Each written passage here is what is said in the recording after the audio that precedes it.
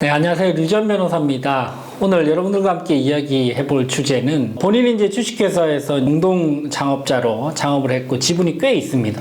근데 본인이 과반 지분권자는 아니고 소수 지분권자예요. 예를 들면 본인이 25% 정도를 가지고 있다라고 한번 가정을 해보시죠. 그럴 경우에 이제 처음에 열심히 해서 과반 지분권자도 있고 본인은 한 25% 정도 있고 소수 지분권자들이 몇 명이 있는데 처음에는 이제 다 같이 열심히 했는데 점점 과반 지분권자이자 대표이사가 독단적으로 경영을 하면서 회사를 좀 망쳐나가고 있다. 그러면서 본인의 사리 사욕만 좀 채우는 그런 상황들이 빈번하게 발생을 해서 몇 차례 이야기를 했더니 감정이 이제 틀어져 버려가지고 저 다수 지분권자가 오히려 나를 적으로 삼고 나를 노골적으로 왕따를 시키면서 배제를 시키려고 한다.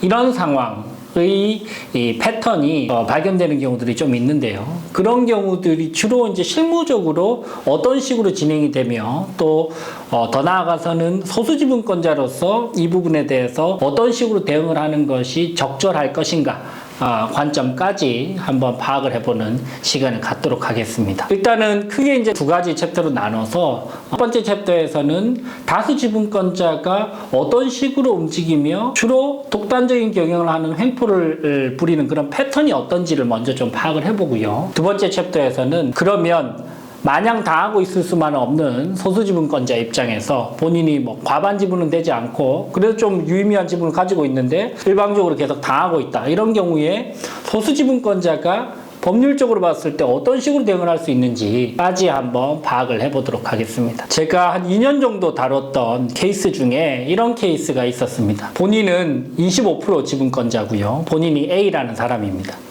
그리고 함께 공동을 창업했던 사람이 총 본인 포함해서 3명인데요. A 본인은 25% 지분권자고 B는 10% 지분권자입니다. 둘이 합쳐서 35% 지분을 가지고 있고 그 다음에 C는 65% 지분권자입니다. 그렇게 해서 A, B, C가 이제 공동 창업을 했단 말이죠. 처음에 C가 지분을 조금 더 많이 가지고 있었던 이유는 실질적으로 이제 C가 이 사업을 한번 해보자고 제안을 했는데 본인 혼자 사업을 하기에는 좀 겁이 나고 또 A, B가 업계에서 오랫동안 근무를 해왔고 도 뛰어나고 네트워킹도 뛰어나서 AB가 꼭 필요하다 그래서 처음에 이제 주식회사를 설립하고 각자 3명 다 이사로 시작을 했습니다. 자, 처음에 시작할 때는 크게 뭐 지분에 대해서 생각을 안 했던 것이죠. 이제 A, B, C가 있는데 A 입장에서는 뭐 C가 먼저 하자 그러니까 그럼 네가 좀 더 많이 들고 가라. 그렇게 이야기했던 것이고 그게 한 65% 정도가 됐던 것이고 다만 C 입장에서는 이 업에서 역량을 제대로 경험해보지 못했고 경험도 사실 A나 B에 비해서는 부족하기 때문에 근데 본인은 자금은 어느 정도 있었고 그래서 본인은 이제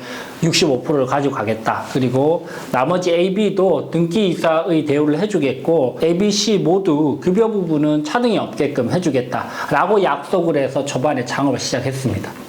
대표이사는 누구를 했느냐? A, B, C 중에 실질적으로 업계에서 가장 많이 알려진 사람은 A였습니다. 그래서 A가 자연스럽게 대표이사를 하는 것이 비즈니스적으로는 가장 도움이 될 것이라고 생각해서 A가 대표이사를 했던 것이죠. 그런데 A가 점차 역량을 발휘하면서 이 회사가 성장해 나가기 시작합니다. 그래서 A, B, C가 이제 공동 창업을 했고 셋 다 이사고 초반에는 이제 25% 지분권자인 A가 대표이사를 해서 성장을 해 나갔는데 매출이 점차 늘어나기 시작하는 건 거죠. 매출이 10억이 되더니 20억이 되더니 3년차가 되니까 매출이 50억이 넘어가고 그러면서 이제 급격하게 성장을 해 나가니까 이제 C가 욕심이 생기기 시작하는 겁니다. 내가 창업을 처음에 하자고 했고 내가 다수 지분권자인데 실제로 대표이사는 A가 하고 있고 이게 좀 마음에 안 드네. 이걸 어떤 식으로 좀 구조를 바꿔볼까 고민을 하기 시작하는 것이죠. 그래서 이제 C가 기간이 도가 되고 나서 5년차 정도가 되자 C가 이제 본격적으로 A, B를 따돌리기 위한 액션을 취하기 시작합니다. 어떤 식으로 액션을 취할까요? C가 보통 등기이사 같은 경우에는 임기가 3년이란 말이죠. 정관상에 이제 임기가 3년으로 정해져 있는 경우들이 일반적입니다.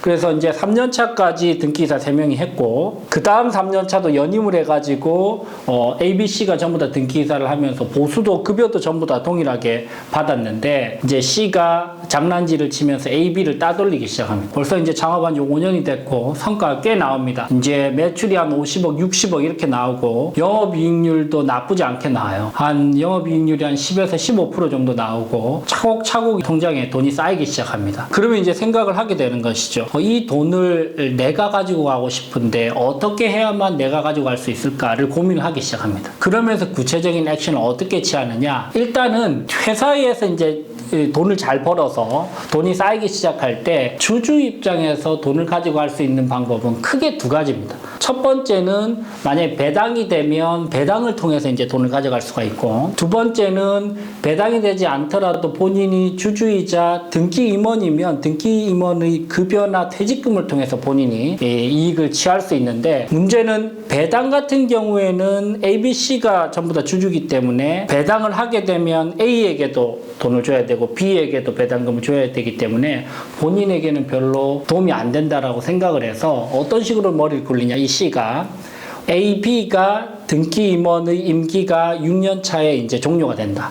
그럴 경우에 A, B를 등기 임원으로 재선임하는 절차를 거치지 않고 이 사람들은 자연스럽게 임기가 만료가 돼서 등기이사가 아니도록 만들고, 그리고 본인의 친인척을 등기이사이자 감사로 놓고 본인이 친인척과 본인에게만 급여를 듬뿍듬뿍 주는 방식으로 이익을 좀 취하면 어떨까라고 전략을 짠 것이죠. 이때 중요한 부분이 등기이사를 선임하고 감사를 선임하고 등기이사를 해임하고 감사를 해임하는 그것과 관련된 주주총회 결의 요건이 중요합니다. 여러분들 상법상에 등기이사와 등기감사의 경우에 선임 요건은 보통결의입니다. 보통결의라고 하면 과반결의죠. 이 과반의 지분권자를 확보를 하면 선임을 마음대로 할 수 있습니다. 그리고 해임 요건은 어떻게 되죠? 해임 요건은 특별결의입니다. 특별결의는 어떻게 되죠? 특별결의는 3분의 2의 지분을 확보를 해야 됩니다. 즉 67% 지분을 확보해야 된다는 것이죠. 근데 이 C는 몇 프로 지분권자였죠? 65%였습니다. 그렇기 때문에 자를 수는 없어요. 근데 적어도 어떻게 할 수는 있죠? 임기가 3년 만에 돌아오기 때문에 임기가 지나면은 재선임을 하지 않을 수 있는 권리는 있다는 것이죠. 지분권적으로 과반을 확보를 하고 있기 때문에 재선임을 하고 말고는 본인이 판단을 해서 전적으로 그것이 통과가 되는 것입니다. 그래서 C가 어떻게 했느냐? 6년째 되던 정기주주총회에서 A, B가 임기 만료가 되고 등기 임기 만료가 되고 당연히 본인은 재선임 될 것이라고 생각을 했는데 재선임을 시키지 않고 그 A, B의 이사 자리에 본인의 친인척을 놓습니다. 와이프도 놓고 예를 들면 아들내미도 놓고, 그래서 등기이사직을 본인이 친인척으로 전부 다 만들고 본인은 재선임이 돼서 대표이사를 하고, 이런 방식으로 해서 25% 지분권자 A가 배제되고 또 B 10% 지분권자도 이제 배제되게 되는 것이죠. 이사직에서. 그렇게 되면 어떻게 되느냐? 급여를 못 받게 됩니다. 그리고 나와서 급여도 못 받고 법인 리스 차량 이런 혜택도 못 받고, 그리고 이제 퇴직금도 더 이상은 안 쌓이게 되는 것이죠. 그런 방식으로 해서 철저히 따돌리면서 본인이 철저하게 급여와 법인 리스 차량, 판공비 이런 명목으로 막대한 금액을 계속 쓰게 되는 것이죠. 근데 이 C는 절대로 배당을 하지 않습니다. 배당을 하게 되면 등기이사는 아니지만 AB는 그대로 주주로서 주식을 보유를 하고 있고, 그 경우에 배당을 하게 되면 지분율에 따라서 이 사람들한테도 줘야 되기 때문에 배당은 또 끝끝내 하지 않는 것이죠. 이런 방식으로 해서 법인의 이익을 다수 지분권자가 전부 다 빼나가고, 그러면서 소수 지분권자를 철저하게 배제시키는 그런 케이스들이 적지 않게 발생을 하고 있고, 이런 경우들이 실제로 이제 소수지분권자들이 현실적으로 겪는 가장 답답한 케이스입니다. 이런 사례들이 생각보다 많이 발생을 하고요. 그 패턴을 좀 요약을 해서 정리를 해보면 이렇습니다. 첫 번째 어떤 식으로 하냐? 본인이 다수 지분권자면 67% 이상의 주식을 소유를 하고 있는 다수 지분권자면 그냥 곧바로 해임을 시킬 수 있기 때문에 잘라버리고요. 다른 소수 지분권자들을 등기이사직에서, 만약에 본인이 67%를 확보를 못하고 있다고 하면 과반만 확보를 하고 있다 그러면 임기가 만료되기까지를 조용히 기다렸다가 임기가 만료되고 나면 재선임을 안 하는 방식으로 자연스럽게 잘리게 됩니다. 그런 방식으로 해서 일단은 등기 임원직을 본인들이 전부 다 차지한 다음에, 그 다음에는 어떻게 하죠? 그 다음에는 임원들의 급여를 높이는 그런 결의를 하게 됩니다. 정기주주총회와 관련돼서 임원들의 보수 및 퇴직금과 관련된 급여 기준이 있습니다. 이걸 통과를 시키고 본인 마음대로 급여를 상승시키고 퇴직금 적립률도 높여가지고 그걸 이제 통과시킨 다음에 차곡차곡 모든 이익을 본인들이 빼가게 되는 것이죠. 이거 절차적으로 전부 다 딱 맞게 주총까지 다 해소하고 과반 지분만 확보를 하면 얼마든지 가능하기 때문에 절차적으로는 문제가 없는 것이죠. 그렇다면 이제 유일하게 소수지분권자가 등기이사도 아니면서 요구를 할 수 있는 것이 회사가 잘 되고 있으니까 배당을 좀 해달라 요청을 할 수 있는데, 배당 청구권이라는 것이 법률적으로 어떤 의미인지에 대해서 좀 파악을 해볼 필요가 있습니다. 우리나라에서 기본적으로 배당 청구권은요, 여러분들 추상적 청구권이라고 보시면 됩니다. 즉 소수지분권자가 회사가 잘 된다고 해서 배당을 청구한다고 회사가 무조건적으로 배당을 해줘야 되는 의무는 발생하지 않는다는 것이죠. 이 추상적 청구권이 구체적으로 법률적으로 소송까지 해서 반드시 배당을 해줘야 되는 사항은 무엇이 전제되어야 되느냐? 실제로 주주총회에서 배당을 하겠다라는 결의가 있을 때에만 추상적 청구권이 구체적 청구권으로 바뀌어서 배당을 강제할 수 있습니다. 즉 주총회에서 이게 결의가 이루어지지 않으면 기본적으로 배당은 소수지분권자들에게 해줘야 될 의무가 법률적으로는 발생하지 않는다는 것이죠. 판례도 기본적으로 동일한 입장이고요. 판례 내용을 한번 읽어보겠습니다. 배당 청구권과 관련된 판례인데요.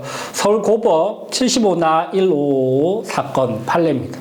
이익이 있다고 하여서 반드시 배당 결의를 해야 되는 것도 아니고 주주가 배당 결의를 청구할 수 있는 것도 아니다. 구체적으로 배당을 하지 않는다고 배당금 지급 소송을 할 수도 없다 라고 명시를 하고 있습니다.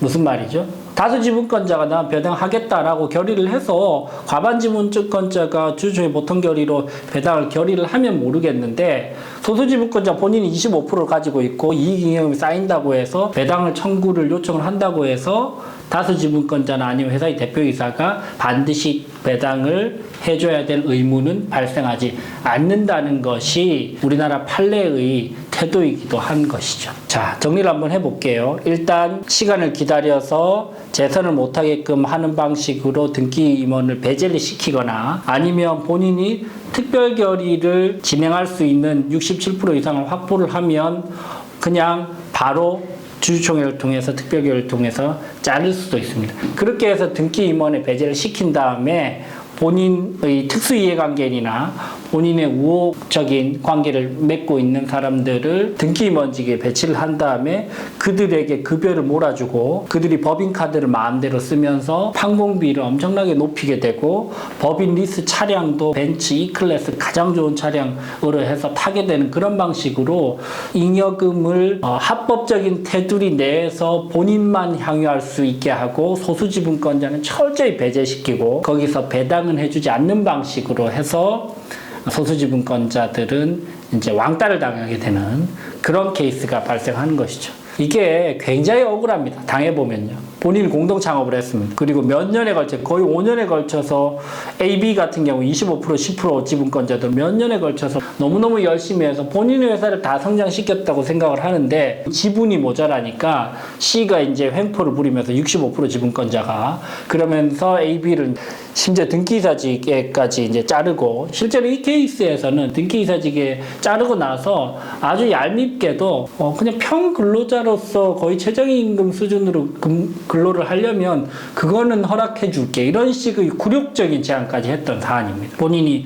600만 원, 700만 원 월급을 받다가 회사가 잘 되고 본인이 전부 다 키웠는데 실제로 등기이사직에 잘리고 나서 최저임금 수준으로 네가 일을 할 거면 책상 한 개 놔주고 의자 놔줄 테니까 그러면 일은 해라. 최소한의 먹고 살게는 해줄게. 이런 식으로 굉장히 굴욕적인 제안까지 당했던 그런 사례입니다.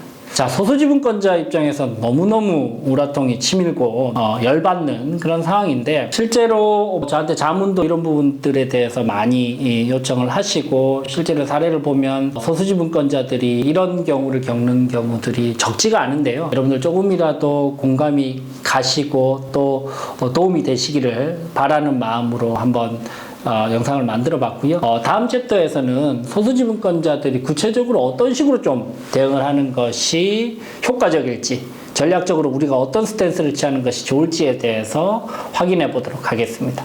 류지연 변호사였습니다. 감사합니다.